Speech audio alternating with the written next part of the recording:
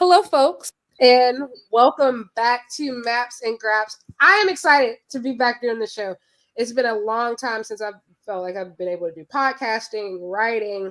So I'm trying to get back in the groove. There's been a lot going on, but I'm finally trying to stabilize. And there's been a lot happening in the wrestling world as well. G1 just concluded. We're going to get into that somewhat. Got a full episode all about New Japan coming up. But there's some stuff that we're going to talk about. We have to talk about Royal Quest, which is coming up. And we're going to talk about All In, both of them, because we have two All Ins to look forward to. But, of course, I couldn't do this episode all about everything British without my favorite guest and yours. We have Charlie back on the show. Hello, I'm back again. I have new nails. You can't see them, but they have butterflies on. They're very pretty. My hair's different again. I think it's been a minute since I've been on, but I'm excited to be back. It's been a long time since we've made content together. Forbidden Door preview. Yeah, which for us is a long time. Yes, we did go to Forbidden Door, which was fun. We were in New York. That you know what? So let's start off. It came home. Zack Sabre Jr. defended the honor of the British. I would like to say I have been fighting for my life throughout this tournament, not because it wasn't good or anything, but it's just because I'm realizing that I can't stay up every night anymore, and not with this work schedule. And so I have been doing crazy catch-up sessions. I did watch the entire G1, but I made sure I said, no, on the final, this is the night I'm going to watch live. And I kid you not, I literally had to put something in my mouth to keep from waking up the entire block at 5 a.m. Zack Sabre Jr., you will always be famous to me. Always be famous. If you don't know, Zack Sabre Jr. is now the second foreigner to ever win the G1 Climax tournament. He defeated Yota Tsuji. How does it feel? You never flinched. I never flinched. I said from the beginning that Zack Sabre Jr. was winning, and here we fucking are. God bless. He's the only British man I will ever support. Fuck the rest of them. But who needs English football to bring it home when you've got Zack Sabre Jr. making history in the G1? And he is going to make history on October 14th when he walks into Ryogoku and wins that belt and shakes up the autumn era of New Japan Pro Wrestling. And then he's going to bring the title home to Royal Quest in Crystal Palace on my birthday. Yes. Before this stream, we were actually talking about I'm you know what? I'm not going to be able to go to All In London this year, sadly. So I was just you know what? I miss London. It feels like my second home. I have such a great time there. I was maybe I can get down there for Royal Quest because here's the thing. I feel like there's a lot of feelings about the G1 this year. And I will say most of them have been mostly positive. I will say I was very pleased by the entire tournament this year. Obviously, is it the greatest tournament they've ever done? No, but it was miles better than I think just about anything we've seen in the most recent years overall. Yeah. And listen, I said this on Twitter. This is why we need to stop bracket shaming, because this year we got all the nice, fun technology. They made it super easy this year. Shout out to Chris Samsa and the Stiff Boys had very easy tournament pickers this year, so you could go in. Felt like March Madness, and it was great. And people are talking about their picks, and they're like, "Don't pick Zack. He's not going to win. They're never going to pick a foreigner. This is blah blah blah blah blah." Now what? You don't see him like that. New Japan don't see him as the top guy. They don't think that he could be the top guy. Fuck all of you. You don't know shit. Listen, I feel vindicated. I feel affirmed. Zack Sabre Jr. truly has been one of the best wrestlers in the world for a very long time. I said it last year. I was just honestly, I think if Will Ospreay didn't have that freak year last year, I think he probably would have been Wrestler of the Year, and I think he should be in Wrestler of the Year contention for this year.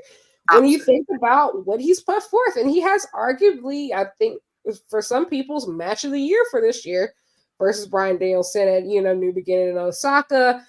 It's my favorite Bryan match of the year as well.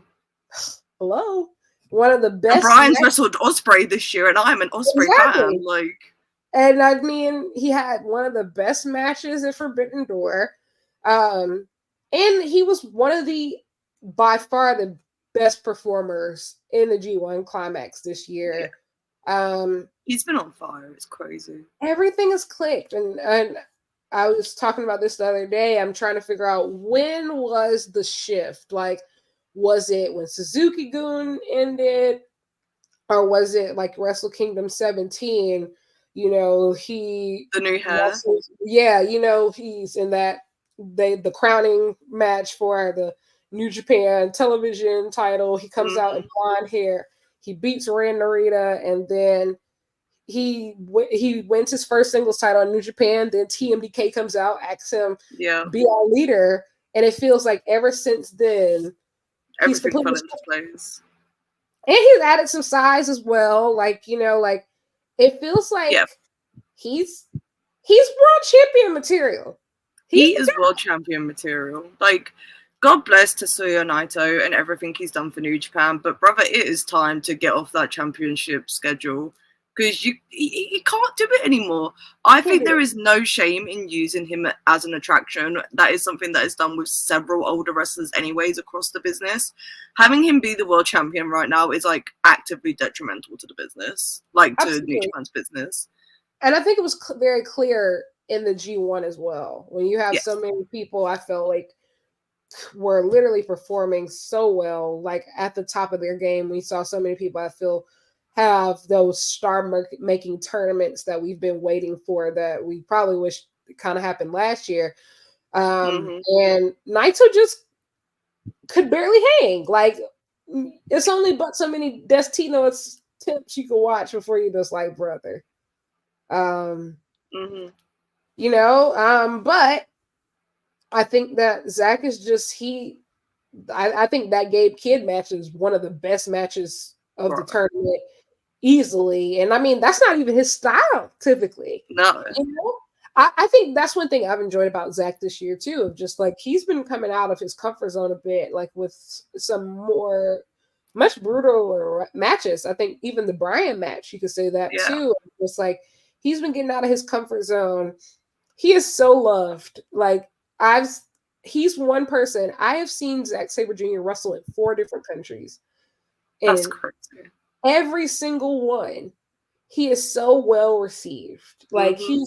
I remember, so Wrestle Kingdom at Japan, after the event, I'm waiting outside of TGI Fridays for a table.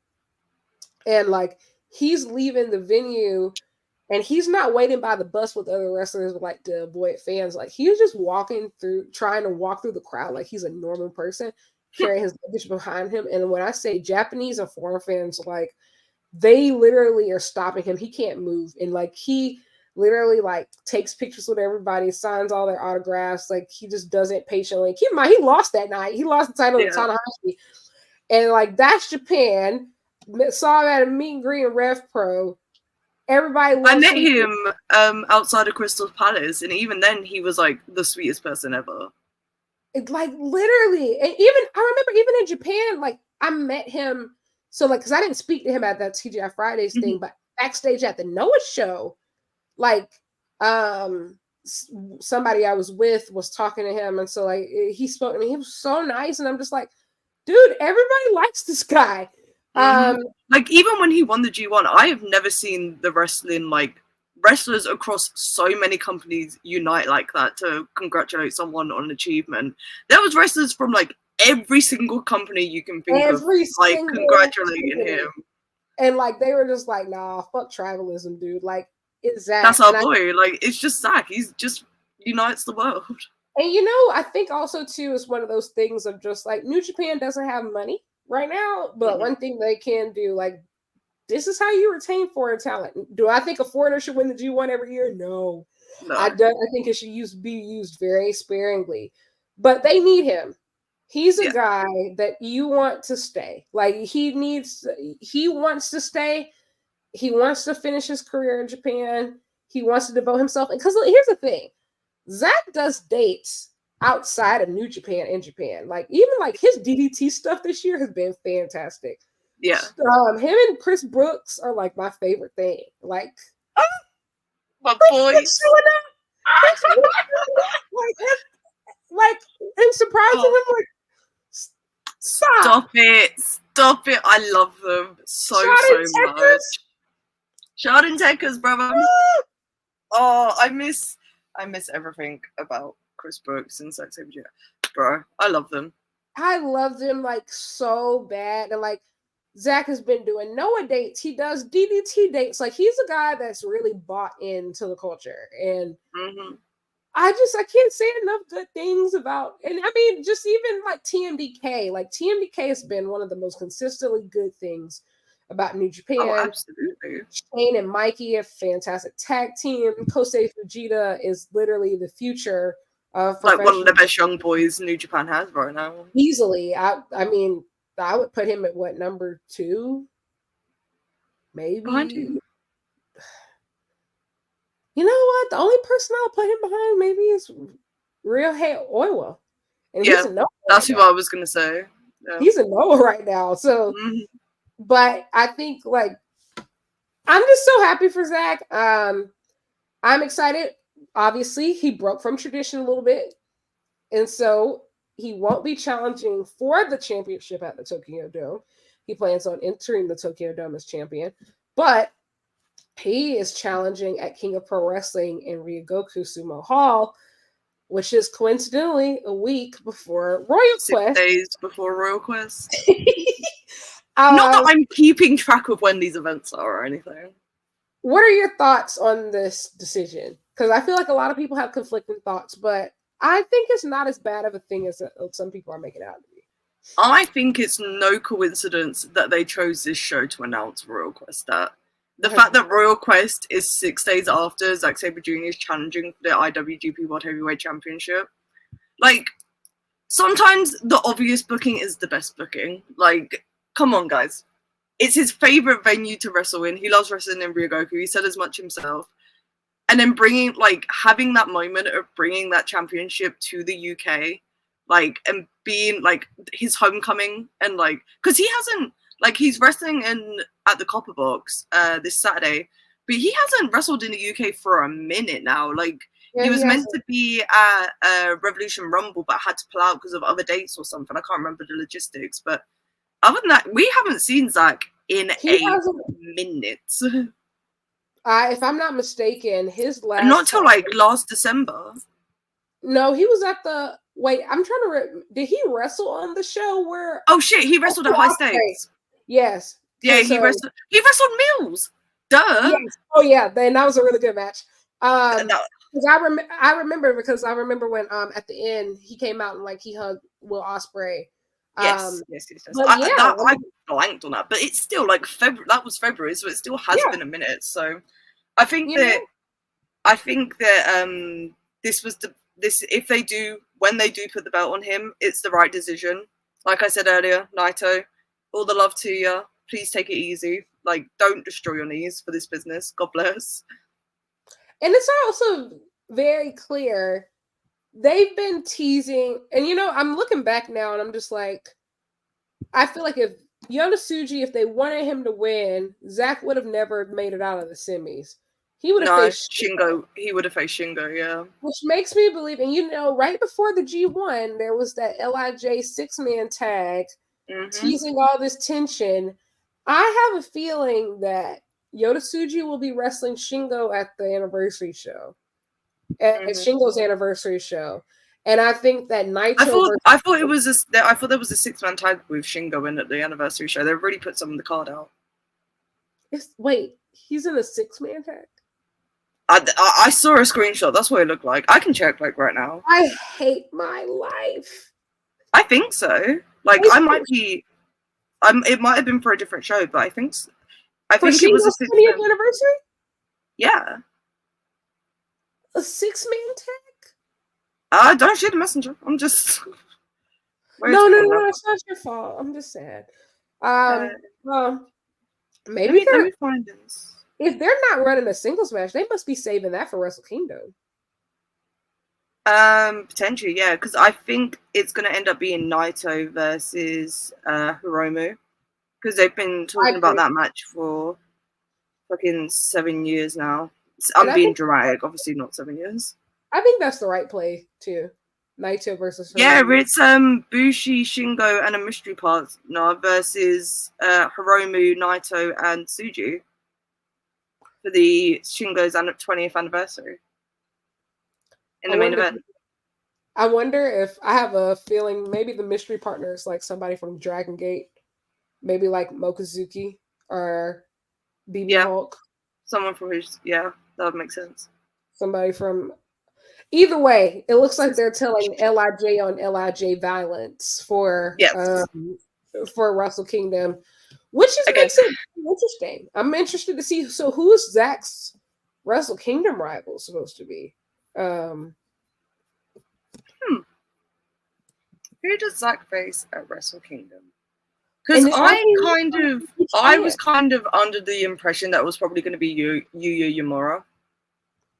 I could get jiggy with that. I'm a Yuya fan now after the G1. I'm not gonna lie to you. I can get jiggy with that. And you know what? I said I feel like before injury, Yuya was probably the guy. It seemed like the way that they were kind of building him, like it felt. I think that he was always going to go far in the G1, but like the way that the blocks were and which block he was in, they were never going to put Yuya over Takeshita and David Finlay. Like in terms of like progressing, because of like the outsider that they want to book strong and a Bullet Club leader, like he's not going over either of them. So that was like, so when people were saying like, oh, Yuya was probably going to be the guy that would win like before he got injured, I was just like, no, he wasn't. Like, not this year. You know what? I feel like also too, just we have to remind ourselves like, this is like the first time people are like, oh yeah, Yuya's good too. So like it wouldn't have made sense for him to be like G1 winner. And like all of them are still figuring things out. I think like the young guys, I think most of them look better. Shota bro. Yeah. Except for one. Well, two don't look good. I feel like Yuya upped his stock dramatically. Absolutely. I think Yota Tsuji, I don't think he upped his stock. I think he just kind of like maintaining his level. Maintained, and I think he was already pretty high compared to others. I think Ren Narita also maintained, but he had a very low standard. The standard was already low, so I think he maintained it. Shota Umino. What the fuck is going on with that boy? Brother. You know what? I feel like he might be do you think he's the Royal Quest match? Oh God, I hope not. Well, you know, I feel like he's gonna have it wouldn't surprise me, but I hope not. That's not a match I want to see. Well, yes. I don't either, but I do think like he's gonna have a pretty big singles match at the Royal Quest. Maybe they run back him and Gabe from the G1, but I mean I don't think that's a good use of Gabe's time at this point. Yeah, I think Gabe's probably going to end up in a tag match because of like doing this like mad bastard thing right now with him and JP. Oh, brother, I forgot about. So I was just like, man, they should do Zack Sabre Jr. versus Gabe Kidd as the main event. You know, like have the two Brits fight out, like they did last year. Ospreay, which was fantastic. Yeah, I love that match. I love it a lot more now than I did when it first happened. Like when it first happened, I was just like, yeah, this was okay. Like it was good. But like now I love it. I think it was because Ospreay at that point had put out so many matches, great matches, to where by the time it was just like, damn, another one. But it still ended up making my top 10 for the last year. But I'm excited about this decision. I'm excited about Zack, you know, winning the G1. And also, I'm actually excited that they're doing things differently this year. Anybody knows the fall in New Japan typically it's so predictable, yeah. It's so boring. Like, it's so boring. It's basically their off season. Exactly. And I think like this is really cool because so many things are moving. Like, for example, Yota Tsuji and Jeff Cobb are about to like wrestle for the television championship. I think there's a good chance it might change hands. There and so like there's a whole bunch of, what, Hiromu's challenging Hanare for the never open weight championship. Like I think like there's a lot of things that are starting to move as we get into Wrestle Kingdom. Two LIJ guys fighting United Empire guys. What's the likelihood we get LIJ versus United Empire at Royal Quest? That's really good. Why did I not catch that? You're so right. I think it feels like that's what they're doing. You know what? Literally keep Naito out of singles matches. And think about how many times Naito has wrestled Callum Newman. In singles matches at this point. It makes sense. It's going to be like an 8-man tag. I can get jiggy with that. I think everybody conserve Naito as much as possible, just because I will say him and Hiromu needs to be good.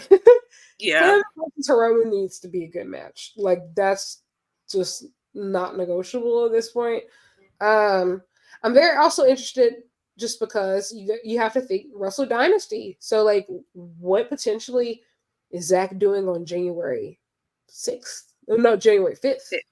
I mean, I guess like it depends who he ends up facing at Wrestle Kingdom and if he retains. I think if he's not facing Yota Tsuji at Wrestle Kingdom, he definitely retains. If he's facing Yota at Wrestle Kingdom, I'm not convinced he's keeping the belt. No, I don't think so either. So I think it will come down to that. I can see Wrestle Dynasty kind of like having an undercard with like some mixed team tag, like having like a Forbidden Door type of feel to it, where they do like those like mixed teams with like a couple of New Japan guys, a couple of AEW guys. I feel like he might end up in something like that. I just keep him away from Orange Cassidy, bro. I've seen that 2 years in a row. Teaming with Orange Cassidy. I was just about to say that. Unless they're teaming. Like, if they team, that's fine. Yeah, I do not want to see them wrestle again. No, I think that they would just team. Like, I think they would just team. Like honorary member of the conglomeration. You gotta think. TMDK's colors are orange already. Orange Cassidy. Kind of, Oh my god, like, a crossover between the conglomeration and TMDK. Yeah, I would live for that. Shane Haste and Mark Briscoe interacting. Kyle O'Reilly in the dome, brother. That's all I'm thinking Kyle about. O'Reilly Kyle O'Reilly anything. in the dome, brother. Speaking of Kyle O'Reilly and Zack Sabre Jr., someone should book that match, actually, please. Thank you. Just give that to me. I would like the rematch, absolutely. Yes. I forgot they already wrestled on Dynamite. It was really great, but I would like to see it again on pay-per-view. Yes. I think I unironically said on the timeline that I gave that match 5 stars. Kyle O'Reilly in the dome, brother. Oh. Kyle O'Reilly in the baby dome. girl. We love Kyle O'Reilly around here. I hope he's in Cardiff tomorrow. Please send out Kyle O'Reilly. I'll cry. Meet the entire conglomeration in Cardiff, actually. Oh, if I hear "Reach for the Sky Boy," it's over. It's over for me. Like, I will say, you guys just really won't break my soul on this. Like, Zack winning the G1, it feels like anything is possible. All things are good. Wrestling. Zack Sabre Jr. should be in the Casino Gauntlet. I agree. And he should bring the trophy. He should bring the trophy. Yes, he should bring Kozo Fujita with him to carry the trophy down the ramp when he goes out for the gauntlet. Before I even knew, like, even guessed, like, of course I picked him to win the G1, but before it started even feel like it was really even like a super possibility, I had already said, like, he needs to be in that Casino Gauntlet match. And, like, I need to see Zack and Hangman come face to face. I've never seen that before. I don't think I'll walk out of that stadium alive. They will have to scrape me off of that floor, like I need it. I need it so bad. Like, I'm just thinking of, like, I need Zack Sabre Jr. and wait, I forgot Roddy. I need Zack Sabre Jr. Yes. But I forgot Roddy didn't qualify because I was going to say I need him and Roderick Strong. But also just kind of need that in general. Like, hello. Yeah, somebody booked it. Listen, if y'all want to do that for Wrestle Dynasty, run it. Amen. Run it. And I will say, I I'm all for Zack having if he wants to. If you want to wrestle 2 singles matches back to back, you please do. And yes. I would be here for that. But life is good. He brought it home. We've talked a lot about Zack Sabre Jr. for the last 25 minutes. And he deserves it. He does. deserves it. Cheers to the British for winning one. Moving, we talked a little bit about Royal Quest. So let's get into the big one. All in London. All in London. We are, what day are we on? It's Monday. No, it's not. It's Tuesday. I don't know what day we're on anyway. I think we're 5 days away from the event. We're 5 days away. Can you believe it? No. Like, I tweeted yesterday, I was just like, how the hell has it come around so quickly already? Like, I feel like last month I went to All In.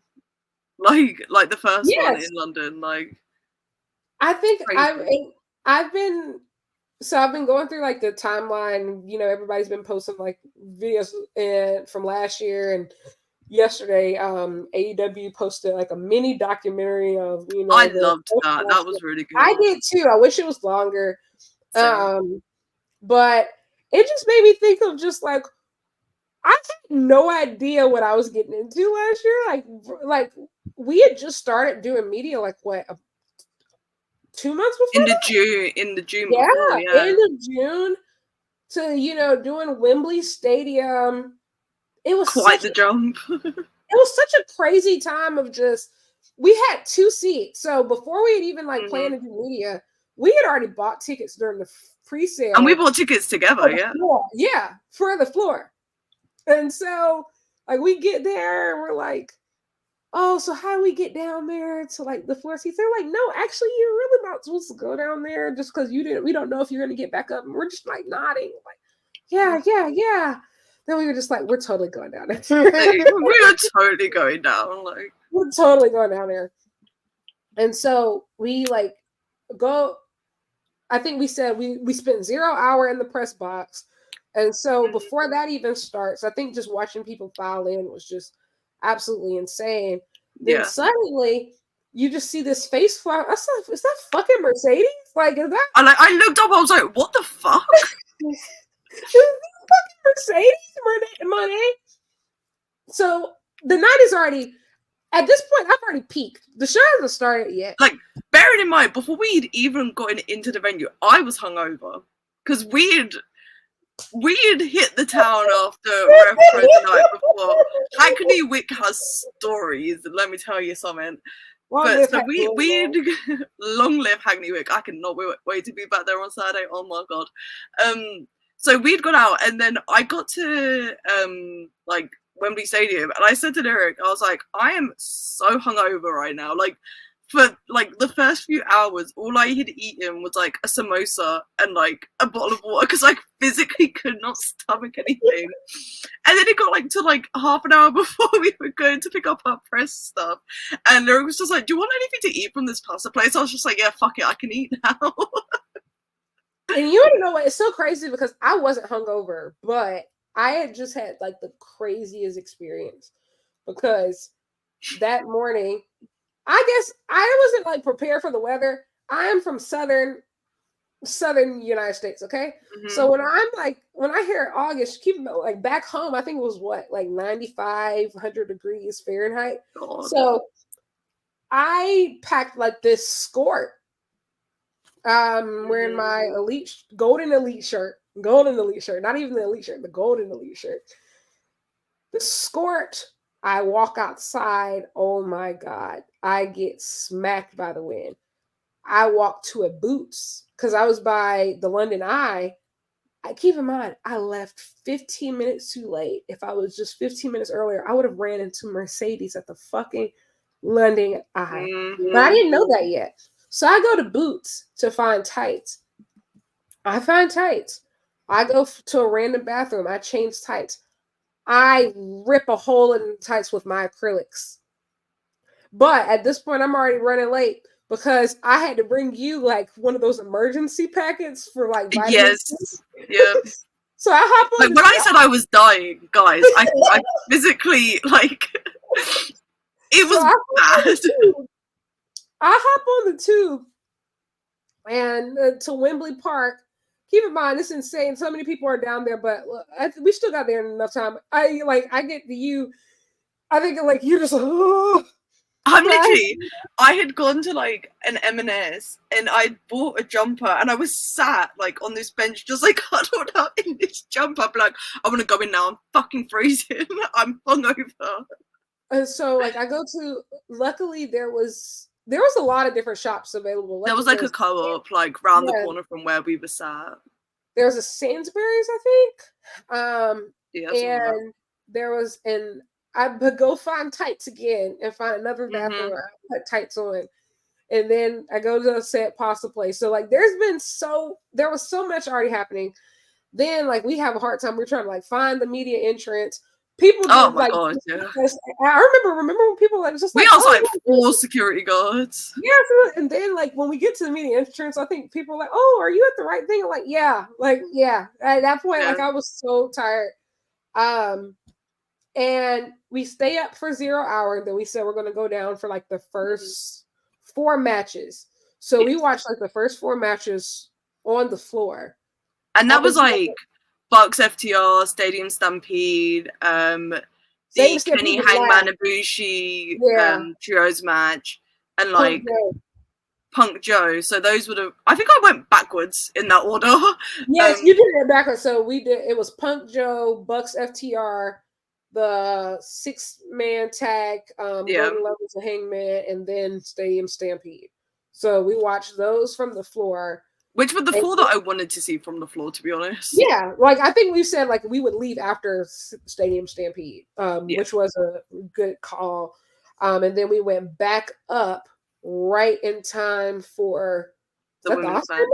No, the women's match. No, the Osprey match. Between matches, we had gone into the little catering bit to get new drinks, and I turned to you. I was just like, "Oh shit, we gotta hurry up! Don't want to miss Osprey's entrance." And like, I wasn't running.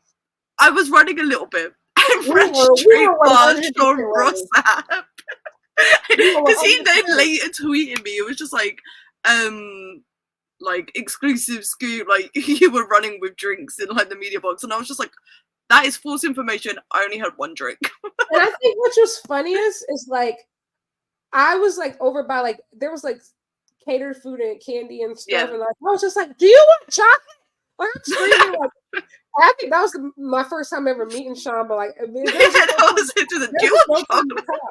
like and it was so crazy because like just about every heavy hitter you could think of in wrestling media was there, bro. We didn't give a fuck. Like we were just like, we gotta get back before Osprey's entrance. We gotta get back. And then where the press box was, we were behind the stage, so like we missed Jericho's entire performance. Like so, like remember he did like a live thing of Judas. We couldn't see it. Nope. Like we genuinely couldn't see it. Thank God, like the stage is different this year. I'm excited for you all. Oh, the stage is insane. Like, yeah. Did you go to the Taylor Swift concert at Wembley? No, like when I posted that screenshot, so to explain, I posted a screenshot that had AEW tickets and Taylor Swift tickets on my Ticketmaster, and I captioned it "Duality of Man," and everyone was just like, "Oh, what a sick week! Like you're so lucky getting to go to both these things." And I had immediately like clarified underneath the Taylor Swift tickets aren't mine. I was just the only friend in the group that got the pre-sale code. They were my friend's tickets. She was at the show tonight. So no, I did not go to Taylor Swift, and it's not that I enjoy some of her music. She's just not for me. I was just doing a friend a solid when I signed up for the pre-sale. Like, real, I definitely understand. But yeah, that was such a all in last year. You know, I feel like it was a wild experience. The vibes were immaculate, right? Like the vibes were crazy. And I definitely remember after that show, we were like, what the fuck did we actually watch? Like, yeah. When I look back, the only match that I really look back fondly, I rewatched the coffin match. I love that coffin match. Yeah, I really like the coffin match. Stadium Stampede's like a hoot to watch back. Yeah, I am a Punk Joe defender. I think that was like their best modern day match, the one at Wembley. It was a really good match. Everything else is kind of like, yeah, this is good, but like this is an AEW pay-per-view. No. Yeah, like absolutely not. And like even the media scrum experience was completely different. I will say it was completely, if you've ever done anything like that before, All In was easily on a much bigger scale of just like they had like a whole like auditorium rather than like, you know, it was like a university lecture hall. Literally. But this year's not the case as far as the card is concerned. It's a much better card. Mm-hmm. Is it perfect? No, but nothing is.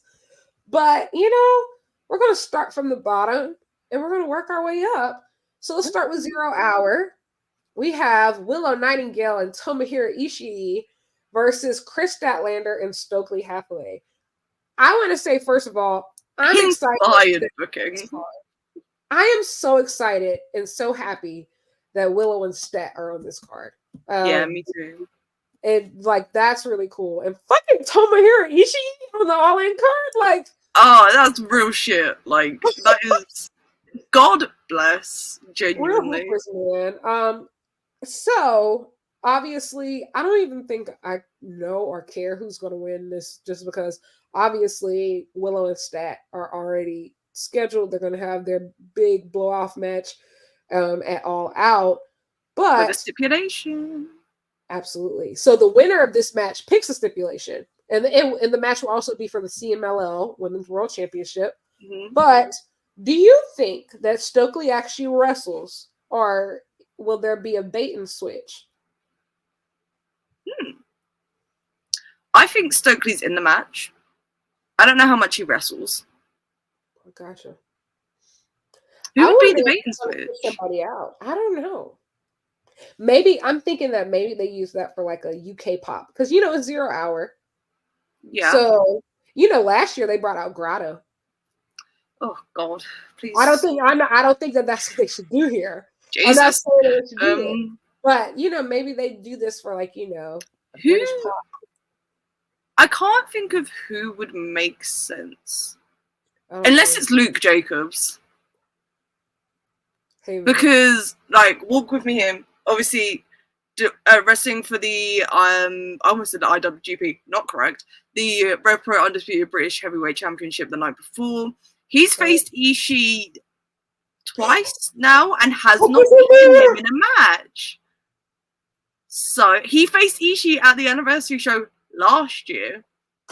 So if they were gonna do a bait and switch with a UK talent, it would have to be Luke Jacobs. And he will have just beat Michael Oku.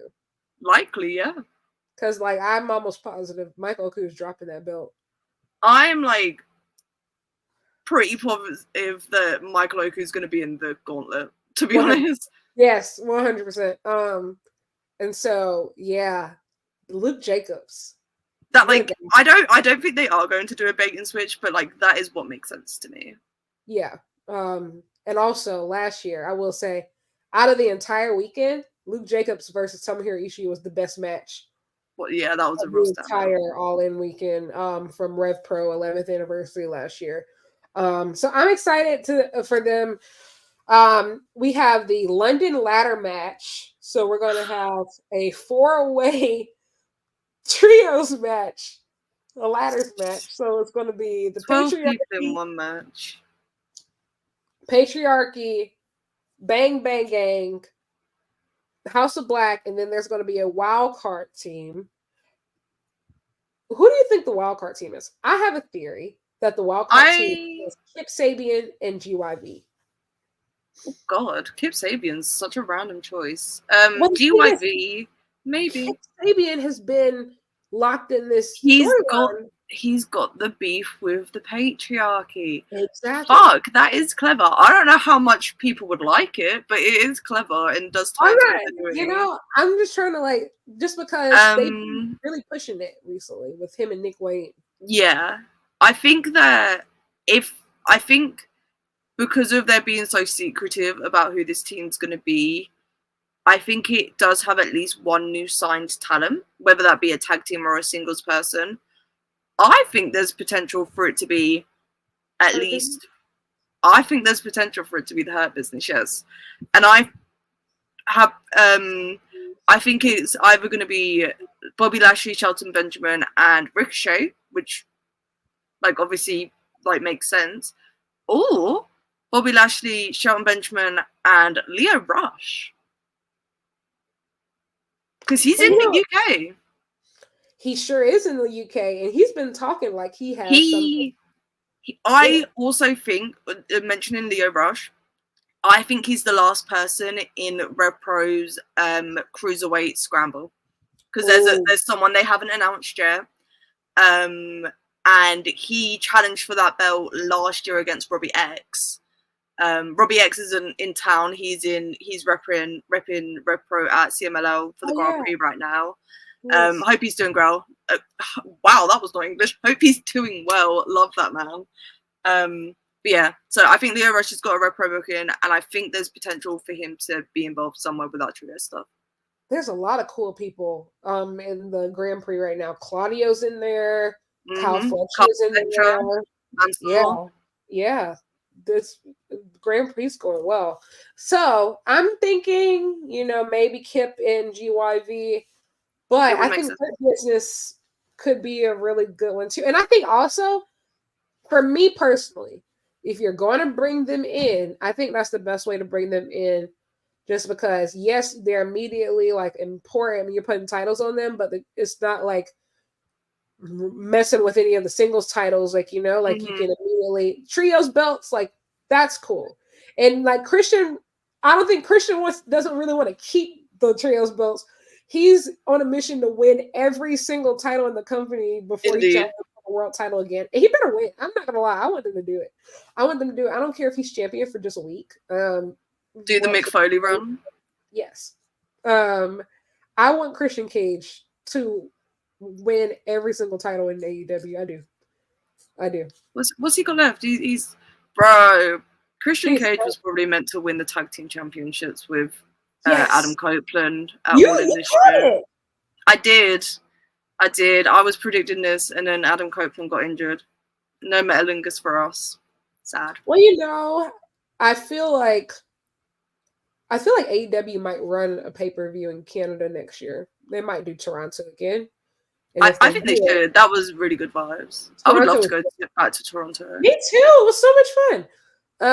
So yeah, if they do a Toronto show again, I think that would be the right place for them to reunite. And I do think that we see more international pay-per-views next year from AEW. So it makes sense. But yeah, he was going to win the tag belts probably for sure.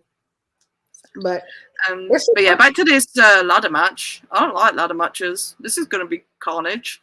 I'm tired of running ladder matches. I'm gonna be honest. Bro, I thought it was just me. Everyone else was just like, "Oh my god, so cool!" They like doing a stip match. I'm just like, somebody has gotten injured in almost every ladder match in the last year.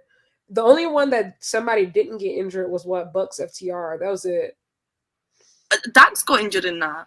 Oh yeah, that is right. I don't think did anyone get injured from the Forbidden Door one. I know Leo Rush had to pull out of a booking. Yeah, I think Leo Rush, but it wasn't like anything serious. But that wasn't major. I think we should just stop. Can we not do anything else? And I guess the stage is too big to do Stadium Stampede this year, but I would assume that's why they're not doing it. Yeah. But guys, please, can we do anything else? Could have done anything else. Like, I don't know. Not a big fan of ladder matches. 12 people in one ladder match is crazy. I kind of hope Ricochet is in this match because he will do something like absolutely. Yeah, we need some flippy shit. We also have for the FTW Championship we have Chris Jericho on Hook. I don't want to talk about this match. Me neither. I'm sad that it's happening. Why couldn't they just have Shibata? Why? That's all I have to say. I'm also very upset that Shibata is not wrestling Gabe Kidd at the Rev Pro show. Listen, man. Are we ever going to get that match? I don't know. I don't know. Gabe keeps talking into a camera like we're gonna get it. I keep thinking we're so close. It's so over. It's over. Gabe calls out anyone and everyone that is maybe mildly Wrestle relevant Dream. in wrestling. So Maybe Wrestle Dream. Potentially, yeah. I like to see because I still think that it felt like they were getting Shibata back into singles form for a while. Like it felt like they were getting him back into singles form. Maybe like they're trying to like run an Okada rematch. Who knows? I don't know. Leave the memories alone. I do want the Kyle O'Reilly rematch though. Correct. Absolutely. So who knows? But I would like to see Shibata versus Gabe before I turn 30. That would be nice. Another thing. Well, I mean, we do have to talk about it, but the tag team championship match. Bro, this match, I'm so sad. Tag team wrestling, what goes on? Versus FTR versus The Acclaimed. Yeah. It's a match. I think it's gonna be good. I think it's gonna be good. I think I have no choice. I do think that everybody they need to have a good match. And I do think that we need something afterwards. Like there needs to be like somebody like come out, surprise, challenge the winners. I don't know if you take somebody off this, somebody's coming off the shelf, you put a new team together. But I do think that there has to be a sign of hope for the tag division after this match. Like there has to be something exciting. I think the Acclaim should split up because of this match. I don't know how you do it, but I think the Acclaim should split up. I think so too. Well, listen, like Max Caster has gone from annoying to unwatchable. Like it's gotten that rap he did the other day on Collision. Oh my god, we are like this close. I am terrified of what he's going to say in Wales. We are this close to an HR violation. Wait, I think we've already gotten one, but gotten there. But yeah, this is not. So I'm interested to see what they do with the tag division. I do think that probably nothing. I think that there's been I would be genuinely shocked just because there's been so much bullying. Like there's been so much bullying. There's been so much bullying for 2 years, and here we are. Like, well, I think the bullying has gotten like really bad over the last couple weeks. Of just like if you just genuinely just run this match and don't give anybody anything afterwards, I'm just like, come on, man. Like, come on. Like you I don't care. Like announce a tournament or something, like a tag league, do something. Like you have to give us a bone. Like, here's the thing: a lot of problems in AEW for the most part. I mean, I might not like everything, but I can live with it. I can see it out, etc. The only thing at this point that I'm like 100% like I'm gonna complain about it every chance I get is the tag division. Like, you deserve to be heckled. Yes. Like you deserve to be bullied, which is bad. It's terrible. And it's not just like the tag division's like in a bad place at the moment, which it is, but like the booking for this feud and to get to this match was actively like counterproductive as well. Like it was so dumb. I don't know. It just feels like we've made no progress with the tag division in the past 12 months because like the two teams that were in the All-In match last year are also in this match. And it's like, and it's not like they're at the top of their games either. Like if we're being real, like they're both teams are in their twilight years sort of thing, which like isn't their fault. It's just how their careers have gone. But why are we not using the biggest stage of the year to like establish like the new guard sort of thing? And like I don't think the Acclaimed are the answer to that. Like I don't know. It's right there. I think Private Party are right there. And when you had to pivot, I just knocked over so many things. When you knew you had to pivot like from the Adam Copeland, Christian Cage stuff, you had so much time to get Private Party, Wembley ready, and they did. I think also too. Yeah, I think Private Party has had so many tag matches, so many great tag matches, especially on Rampage, but they're losing. Yeah. They've been losing. Like they're in the Daniel Garcia position right now. 100%. And I think also we're at a point to where I hate to say it, like the Bucks, they need to be excited. And they're not going to get excited. They need someone to kick them up the arse and like actually care about wrestling again. And they're not going to get excited by wrestling FTR for the millionth time of just like, the Bucks need new challenges. You have to think so many of their old rivals just don't are either like they've either maxed out or they just not around anymore. Lucha Bros on their way out. MCMG, who knows where they are.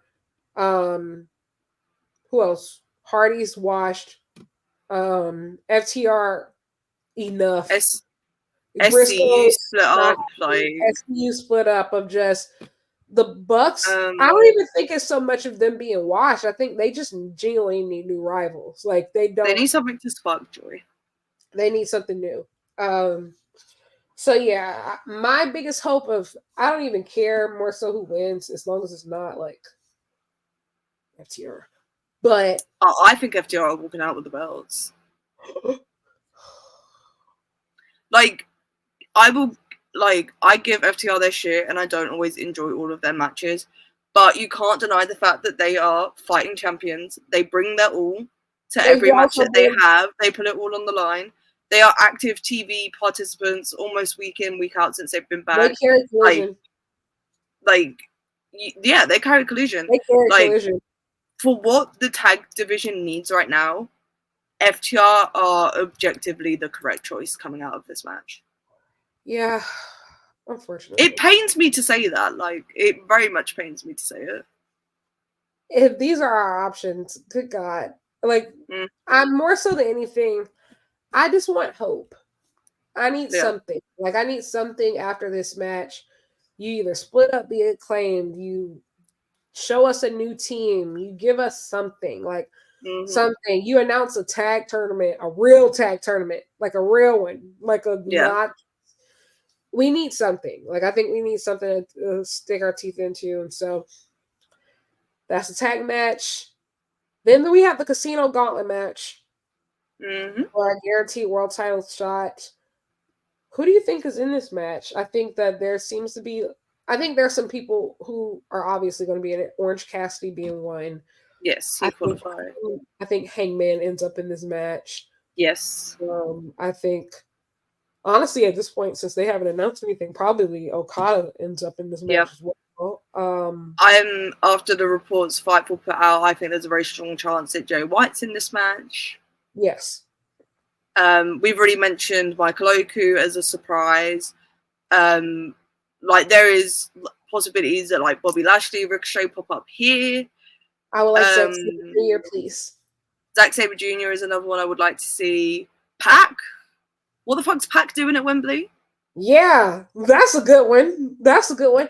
You know, hey, some people said, what if Death Triangle is the secret team? Nah, I'm not putting any money on that. Lucha Bros are so out the door. I'm not putting any money on that. Can we all talk about how crazy this shit is, too? Of just like this whole AEW is my president. Oh my god, yeah, no, that tweet was really, really funny. So funny. Like, Vince is so funny. It is kind of sad though. Like, I wish that they could book Bucks versus Lucha Bros at All Out or something. Like, one last time. I feel like, maybe that'll be like the kicking ass. Nah, I don't think it would be because it's such a familiar match. They couldn't sleepwalk it. Yeah, they can jog it. Yeah. I don't think that'd be the kick up the arse they need. The Bucks need to go on excursion. That's what I've decided. Where would they go? You CMLL? I would send them to Mexico. Yes. I think CMLL. I think they would do well there. Or they're definitely not doing World Tag League, but CMLL. Oh God, no. You know who I do want to see do World Tag League though? Who the fuck? I had an answer to this and it's just left my brain. I wanted the Lucha Bros to do World Tag League. And they're not gonna be able to if they go to the Fed. Penta, what? Please, you're like y'all. Please. Please wait until even if you leave AEW, like giving us a taste of the CMLL thing, and then like just like that's just so like I feel like it could have been so much fun. Just I hope we could have done this all day. Who knows? Maybe you think anybody from? Wait, no, never mind. I forgot Grand Prix is going on. I was going to say, you think? Yeah, I don't think it's going to be like. I'm trying to think of who else. Mystico's booked. Mystico's booked on the Saturday. I know that much, and that's like I think the only talent from CMLL. Nothing against any of the other guys, but like stage presence wise and like that would be known well enough to warrant putting in the Wembley Stadium match. He's the only guy, I think. But there's one guy who's not booked, who's booked the night before, and that's Hedge Sarah. That is, yeah, Hedge Sarah will be in town, so maybe he might pop up. He's wrestling Zack Sabre Jr. the night before, so who knows? He is. I'm so excited. That's the money right there. That's the real money right there. I'm going to be stood. I'm trying to think of who else could possibly be in this gauntlet, man. I am like 95% convinced that Jeff Jarrett's going to be in it. Yes, I do think that's happening. You know, I thought they were going to do the Hangman Jarrett death match at Wales. I thought that was going to happen. There's still time for it to be announced for Collision. We know one thing happening on Collision right now. Yeah, so I don't know. I don't even know if we know the full Dynamite card. No, we don't. It's in like 12 hours. Well, no, I'm exaggerating. It's currently 11:11. Make a wish. It's in like 16 hours. I wish Zack Sabre Jr. is in the Casino Gauntlet match. I'm trying to think. I don't know who else could potentially be in it that's not already in Kyle it. O'Reilly. Well, yes. Kyle O'Reilly. Hey, pop me, push your body in there. Oh, that would pop me huge. Oh my god, Samoa Joe, where you at, bro? Come pop up in this. You know what I would like? Mm-hmm. I want to see Samoa Joe in the Tokyo Dome. Yes. I either want to see him versus Zack Sabre Jr. or I want to see him versus Jeff Cobb. Or matter of fact, actually, I don't need him versus Jeff Cobb in the Dome. That could be a New Year Dash match. Shock me. Like that is a match that would have been booked in 2006 in a shitty little warehouse with 300 people in Liverpool. And that's exactly where they should run it, to be honest. Exactly. Or like Wolverhampton. I need Samoa Joe. You know, actually, do you think they're going to add Battle Royals on this card? No. It's a 2-hour, 0 hour. And I still don't think there's going to be Battle Royals. I mean, I wonder what they're going to do with, like, what are they going to do with all that time? I don't know. I guess, they could do a women's one, I guess. I think that they should do a women's one. Like, they should definitely do I don't know that they'd have enough men's talent to warrant it, unless they're going to fill it with a bunch of Brit guys as well, like. I mean, it would pop me to see it. Listen, I don't think Brit guys should be all over any card that isn't a Brit card. But if you're doing a Battle Royal, you have like a few empty slots you can use. Like, and I also think it's 0 hour too. Like yeah, they're not on the main card, but I'm huge to see Connor Mills in Wembley Stadium. What are we saying? Like, there's so many people. Like, now that I'm thinking about it, who aren't on this card of just who I'm almost positive are making the trip of just, you know, could be completely wrong. Maybe they definitely could do Battle Royals though, because of like they are bringing over more talent because of the Dynamite Collision tapings. So yeah, they're bringing over so much talent, and so like, who knows? Yeah. And like we only have one match announced for 0 hour. Yeah, I have no idea. Like 2 hours 0 hour is kind of crazy to be honest. That's what I'm saying. Like there's going to be like a segment. Like someone's going to do a bit. I wanted them to do a women's casino gauntlet. That'd be fun. You know, you got Mina in town. Mina is in town. She'll be in town. She'll already be involved though, obviously, with the women's title match. But next we have the coffin match. Another coffin match. I guess coffin matches are now the Wembley staple. It's just a Wembley thing. The TNT Championship, we have Jack Perry versus Darby Allin. What are your thoughts? Obviously, we've seen this match before. what I think is this match's saving grace is that we know these two are fucking nuts. I am absolutely terrified of Darby Allin as a person and as a wrestler, and I really dread what he's going to do in this match. This is what I thought was going to be the ladder match, because I thought it was inevitable that we ended up with a ladder match on this card, and this is the one that I thought it was going to be. So when they said coffin match, I was just like, fuck, yeah, we escaped the ladder match. And regardless, they made a ladder match anyways. I keep changing my mind on who I think is going to win this. I think I said on a podcast I recorded in London earlier that I think Darby's winning. But, like, he then has the Grand Slam World Championship shot as well. So that's something to consider. It'd be kind of crazy if Jack Perry was the first person to beat him in a coffin match. You know? I think also, too, they are each other's fight forever. And so I wouldn't be shocked if Jack Perry was the first person to defeat him in a coffin match. And also, too, Jack just made his own belt from scratch. Is he just lose it after that? Made a belt. He just made a belt. Also, that's the coolest shit I've ever seen. That is the most that's the most Nepo baby stuff thing I have ever seen. Because why the fuck do you know how to do that?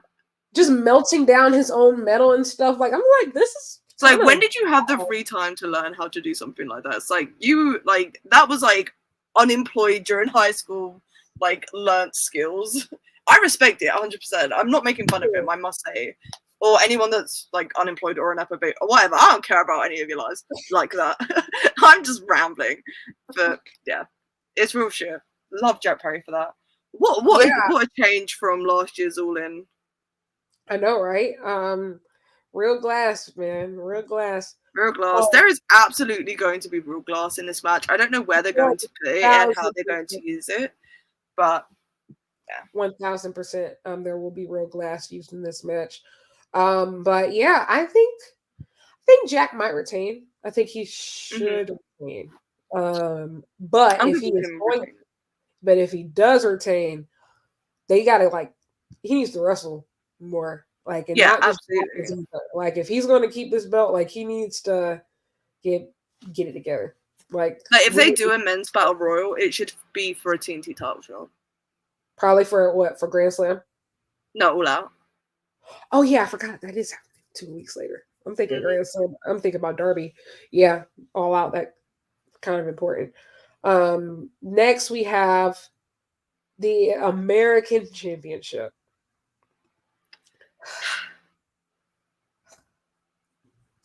MJF versus Will Ospreay. I'll say I did not like that first match at all. I have complicated feelings. I'm not really a fan. I think that if it was a 20-minute match or even a 30-minute match, I think I would have loved it. Mm-hmm. But 60-minute, I think that, how do I say it?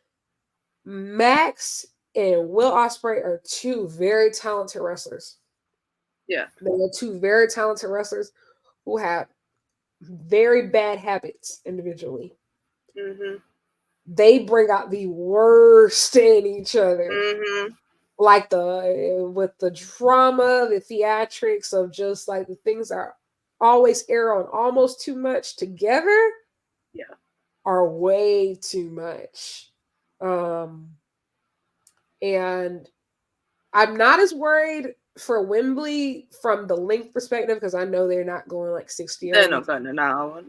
No. But these are two very dramatic, theatrical individuals, and I just kind of am afraid that they are going to overcomplicate what could just be a very good straight-up wrestling match. And that's really my fear. If they just go out there and wrestle to their best ability, I believe it's going to be amazing. Right? Oh, absolutely. I think they have every capability to have an incredible match. But knowing these two, it's just going to be a good match in Wembley Stadium. And that's not what I want. I want to be blown away. I want to eat my words, because if I have talked down on this match for weeks and weeks now, so I want them to prove me wrong. But come on, man. The build's been shit. Really, the build has not been good. I think also too, like I said, they bring out the worst in each other in the sense of one MJF, like these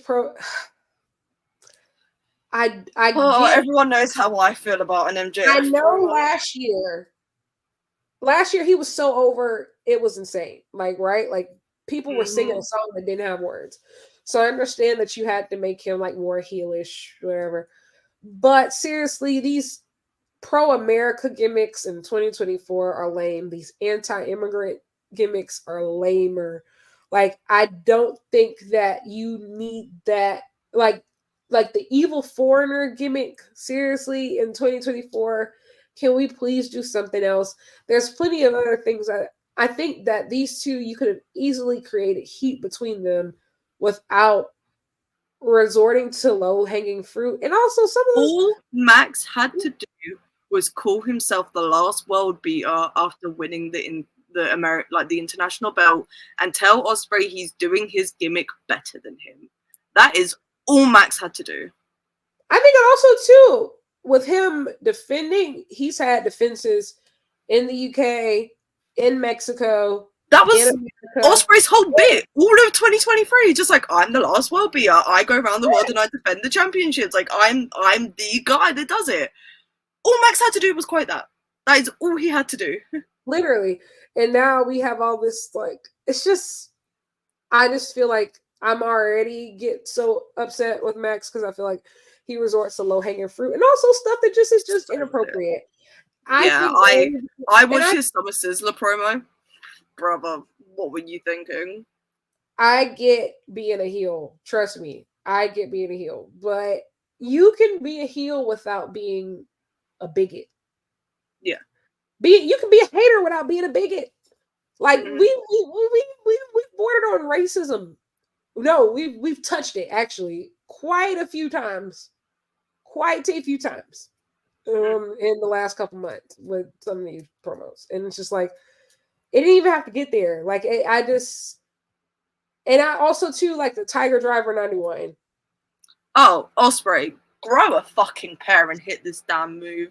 Like, Azumi's hitting like fucking Canadian Destroyer Tiger Driver 91s over in Japan right now, and you're crying about the fact that, oh, like, it put Danielson out. Yeah, it put Danielson out for 2 weeks and now he's wrestling in the main event. Grow up. Even like Kenny Omega, like, he kicked out of it. Yes. That move has no standings in AEW because it's never beaten anyone. Brother, what are we talking about? It's just like... I love Ospreay, but he's dumb as bricks sometimes. You know, I just need them to wrestle. That's all. I just need them to wrestle. Just need them to wrestle. Just need them to wrestle. I need to never see that ugly ass belt again. It's so bad. Excuse me. Disgusting. Like, that belt is ugly. Yeah. So there's that match. Dave Meltzer's going to give it 5 minimum. Dave Meltzer's probably going to give it like 5.5. Yeah, minimum. Minimum. I think there's potential to be like 4 5-star matches on this card from Dave. 4 5-star Dave Meltzer matches. I might give 1 5 stars, depending how it is. Let me see. Let's look back. I think there's potential for the ladder match to get 5 stars. I think the main event's going to get 5 stars. I think this match is going to get 5 stars. I know who will get 5. The women ain't getting 5. The women ain't getting 5. Yeah, I think there was another match I think has potential. I think Darby and Jack Perry have potential to get 5 stars as well. I agree. Stadium tax. It's crazy. And not saying that the women don't deserve 5. It's just like, oh no, we're just making fun of Dave Meltzer. Dave's going to give that 4.75 and keep it pushing. Bro. And speaking of the women, TBS Championship, Mercedes Moné versus Dr. Britt Baker, DMD. I can't wait to see EO dance.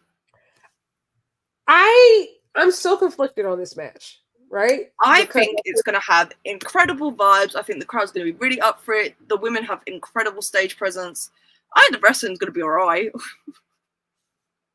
Yes, I agree. I think one, and I think that that's honestly okay. I think that that's enough to carry it in the sense because I'm so fucking excited to see Mercedes. Like, in Wembley Stadium, bro, that's crazy. Stadium wrestling for AEW. Mm-hmm. Like, it's just that alone for me is like so big. I do think that like the personal drama right now, like with Britt, has definitely impacted this feud. Yeah, and absolutely. I think like this went from one of the hottest stories in the company to now it just doesn't feel It's like just kind of there. it's just kind of there. And I think Mercedes was like forced to kind of carry it on her own for a couple weeks, like, you know, while the dentist was suspended. And I'll just be honest, like last week having a taste of Sheeta versus Mercedes, it just made a lot of things just feel like, oh guys, y'all, we're settling. Like we're settling. Yeah. But we're here now. Indeed. And here's the thing, right? If we do it now, we never got to do it again. That's how I feel about it. I'm just like, you know, Mercedes is still less than 6 months into her AEW run. So yeah, this is like what, her fifth match with the company. Yep. So we're getting this out of the way. And guess what? We already have our sights set on the biggest match, which is all in Texas, but we're going to talk about that. Girl. Yes. So, but you know, hey, maybe the dentist surprises us. Maybe you know, she comes out to play. I think she's going to run the blade. Somebody's running the blade. I don't think they're running the blade in this match. I think they're going to do it in the other match. Mm-hmm. But you know, hey, like I do think that the dentist, when she doesn't feel like she can do anything else, like I do think like she's like, game. She's absolutely game. Stuff like that.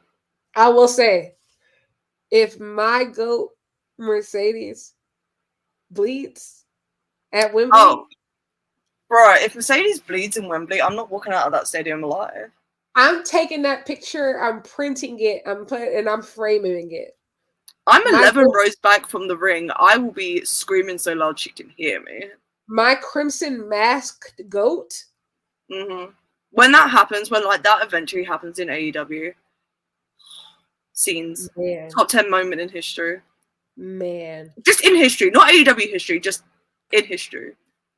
Truly. But we see. Do you think somebody appears after this match, or do you think somebody appears after the women's world title match? Just because I think it all depends on whether Sabre ends up doing an open challenge or not. Because I think the only women that's like gonna come back on this show is gonna be Jamie. 100%. Like, but the reports of her and Britt not necessarily being too friendly anymore kind of make me wonder whether they would bring her back here or whether she's going to go straight for the title that she never lost. Well, she did lose, but like she shouldn't have lost. She lost because she was injured. Or whether she's going to come put Saraya down. Like, there's potential for all three of them. I just hope she's there. Yes. It's so I miss you, Jamie. It's been 450 days or something crazy like that. She doesn't use social media or anything either. She does not, no. I don't even know what she looks like right now. I don't even know. I have no idea. I could see her in the street and not recognize her. Like, absolutely. You got to think she's changed her hair color so much. Like, genuinely wouldn't. What is she rocking right now? I don't know. We have no idea like what she's like right now, which I think is also kind of exciting. I think like she's one of those people who has maintained their mystique because she doesn't talk so much. And it's just so like, it's just. Yeah, I just want to see her. I think that we're going to see her at some point. Like I said, maybe they announce a women's casino gauntlet. Maybe they announce a women's battle royal. Maybe it's a Saraya Open challenge. I hope not. I would much rather them do a women's casino gauntlet and like Saraya can be like the first entrant or something. I don't care, but like like Saraya getting a singles match on All In. I think that might be my 13th reason. But if it's a squash with Jamie Hayter, I'll take it. Correct. I'll take it. Correct. Less than 5 minutes, I can deal with that for Jamie. But next is the Women's World Title match, which I believe is the best booked match on this card so far. Oh, absolutely. It's the only match that has had a long-term cohesive build. 100%. Like, spanning several months since the minute that Mariah May debuted. Like, I think that this has potential to steal the show. Yeah, absolutely. I think that Toni Storm is going to bleed everywhere. I think this match is going to destroy the ring mat. I genuinely still haven't decided who I actually think is winning. I keep saying Mariah, and I do think it's Mariah's time. I'm not convinced that Toni's losing the belt. Really? Yeah. You know what? I've been thinking about that as well, just because, like, she's so. There's just something about this, like, it doesn't feel like it's 100% over. And you know what? I think that there's the wild card now. Now that we know Mina's in the mix, like, who knows what's about like we know she's in London. Who knows what's, and they've already had her on TV. Like, they've already had her on TV, essentially saying she doesn't know what she's going to choose. It's very clear that this story, it could end at All In, but there's a lot left. There's so much. There's a lot left. Like, because if Toni does win, she's not going to just, like, sit back and let Mariah just have that. She's going to have a hangman moment. And also, like, if Mariah loses, she's going to keep going after her. She's absolutely, like, her whole thing was, like, I built this empire and I tore it down. Like, I am taking that belt by hook or by crook. Like, yeah. I'm honestly, this is the match I'm most excited to see, I think, on the card. They have done amazing. I will say, this is AEW's best thing that they've done. This is their magnum opus of the women's 100%. 100%. I actually wrote that down today. Like, I wrote that down, like, the magnum opus of the women's division. Just because this is the first time I felt like they approached women from day one. Like, we have a plan for you. This is how we're going to. You can tell everybody's invested, from Tony. They have RJ City working on it. Like, they got, like, the TCM fucking network. And like, it's just, like, everybody has been on board from day one. Yeah. Even, like, the way that they've intertwined their histories, you would have never thought that Mariah and Toni, like, just started interacting, like, they you know, in AEW, like, they sent Toni to the US Stardom show, like, the integration. And also, you got to think, this match, this story is honestly, like, really ushered in the Stardom partnership. Yeah, like, it's done so many different things for the division, for, like, the international partnerships. This is incredible. I think Mariah May right now is just probably the best scouting that AEW done. Yeah. Easily. I think she should win the belt because she's just been incredible, like, in this story and in her role. And this is, like, an opportunity to just cement a massive star, like, on their roster. And, like people have been saying for, like, a year now that Britt can't carry the division purely on star power because she can't match it with the wrestling because of the division's, like, moved past her level of ability. Mariah May could be that person. She is. I think she's the person who she appeals to both diva stans and Joshi purists simultaneously. Like, do you know how rare that is? That is rare. Yeah. So, like, where it's just really, like, AEW right now is hot girl graps. Like, yep, bad bitches who can wrestle. Like, yeah, but you got to be both. Yes. You know, I think, and I feel like when it was, I mean, just as, let's say, up until what, Jade left? The standard was very much so. The division was led by people who had the look, but were very green in ring. And I think that, like, the standard has 100% shifted of you have to be able to do everything. Like, you have to have AEW is where the best wrestle, and that extends to the women's division. You have to wrestle, you have to talk, you have to have the look, you have to be able to do media, you have to do everything. Like, you can't just have pieces of the puzzle missing, especially not if you want to lead the division. And so I think Mariah has been absolutely incredible watching her progress. Like, it's so weird because I feel so, like, I feel so connected. She was my first major interview Yeah. And then I remember when I interviewed her, she was saying like, "Oh, I want to go to All In, but I'm in the 5-star Grand Prix. Like, I just want to go as a fan."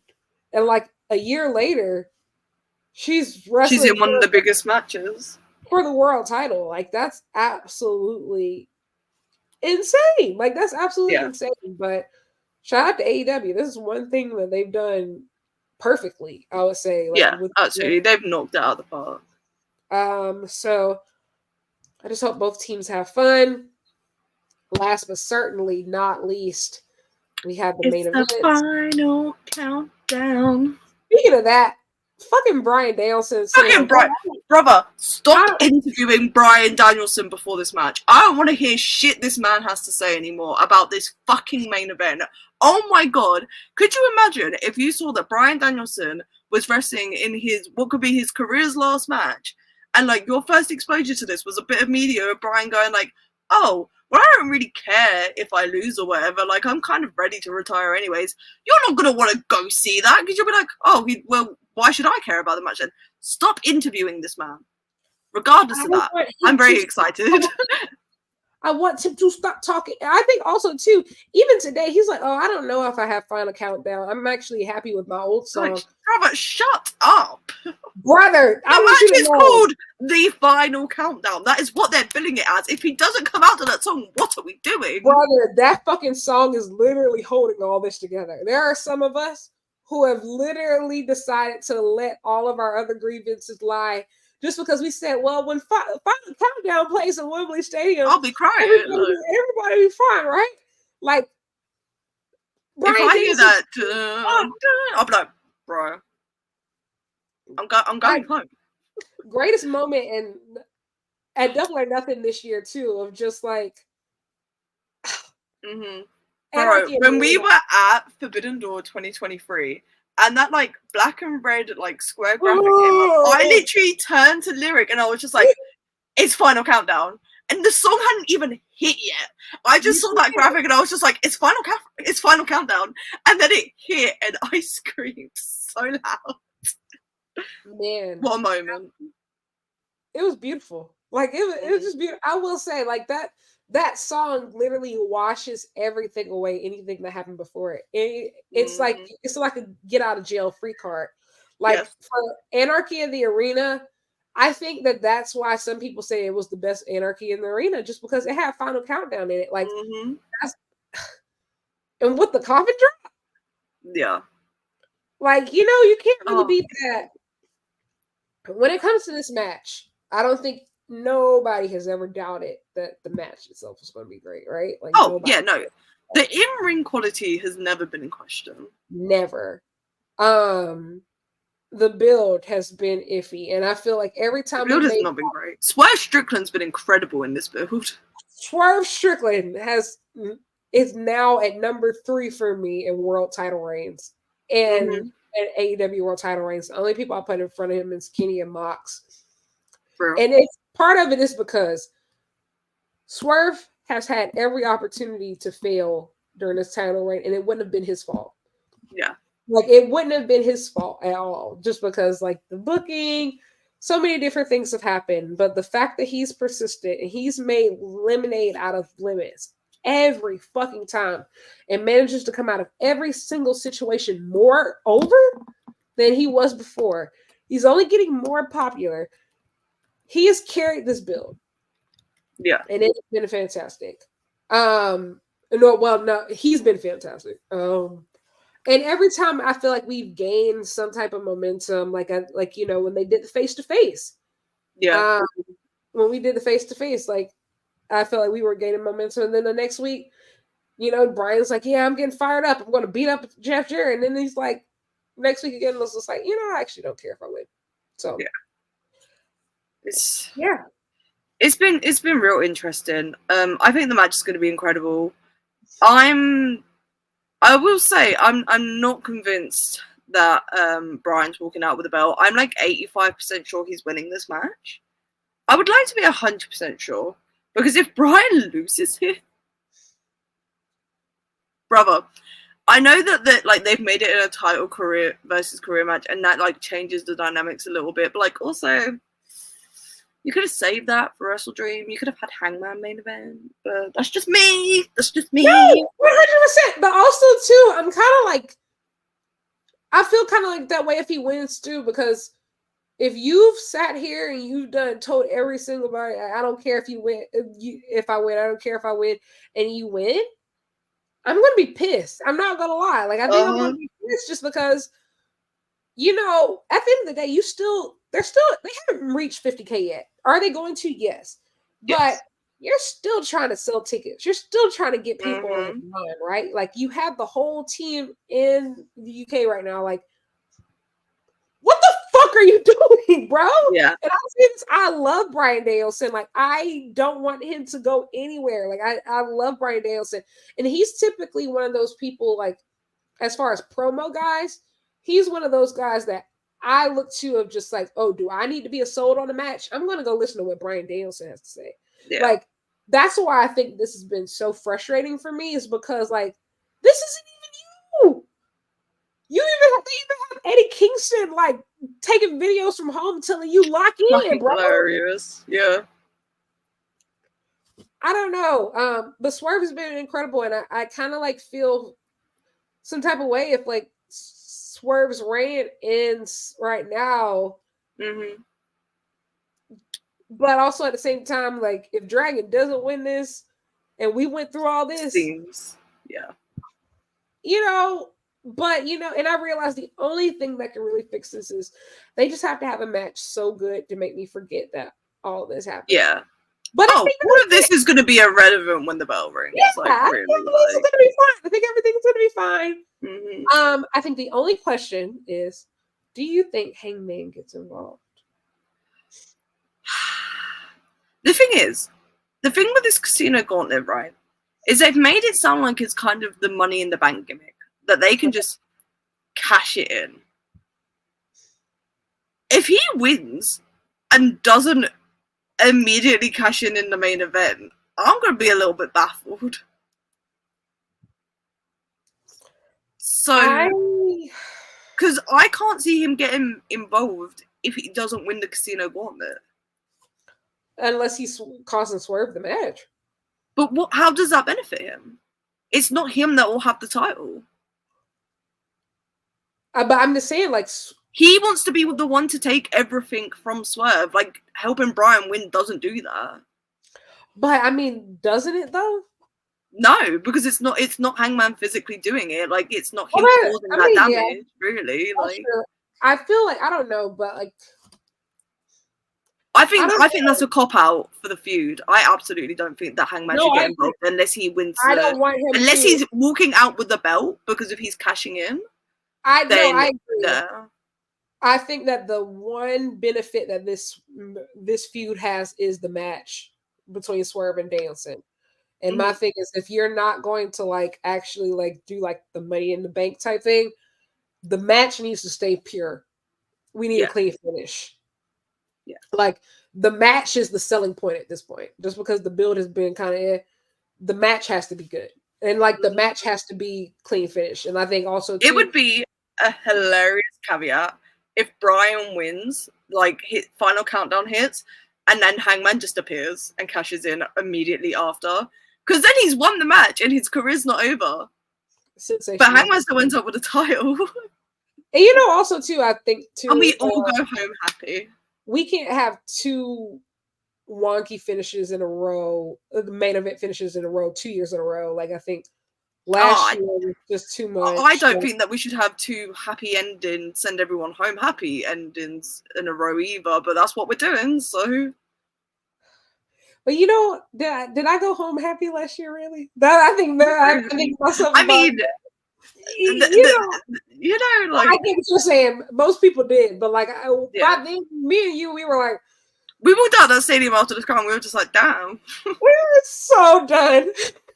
Yeah, I think that was like a combination of like it being a long weekend and like the show not being exactly what we thought it would be. Regardless, but yeah, I don't know. They're doing the fireworks and kissing babies bullshit again this year, and I'm like, I'm kind of over it. I want something dastardly to happen.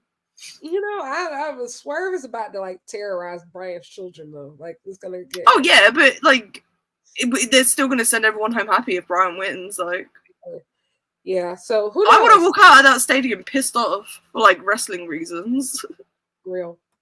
I mean, not that I'd be pissed off if Hangman walked out with the belt. I'd be absolutely fucking delighted. Listen, but if Hangman walks out with that belt, y'all gonna hear me from you're gonna hear me from America. You're gonna hear me from America. But yeah, so you know what? Who knows? The world title, we know it's gonna be a good match. Who knows anything else that's gonna happen? Yeah. Most of the show, like, you know, much better card than last year, but absolutely. No, we're just vibing, guys. Like, who knows? It's gonna be a long night. Well, it's gonna be a long afternoon for me. It's gonna be a long day. It's gonna be a long weekend. It's gonna be a long week. It's gonna be a very long week. Oh yeah, because Cardiff is tomorrow. Cardiff is tomorrow. I leave. It's currently 11:45 p.m., which means I have to be up in like 7.5 hours. Sheesh. So really quick before we head out, that's All In London, All In Texas. Texas will be seeing me. What are your thoughts about All In Texas? If it had been any other state, I would have been so fucked off that they were taking All In out of the UK, like out of Europe in general. Because it's Texas, I don't give a fuck. I think it's gonna be incredible. I felt the same way. I felt the same way.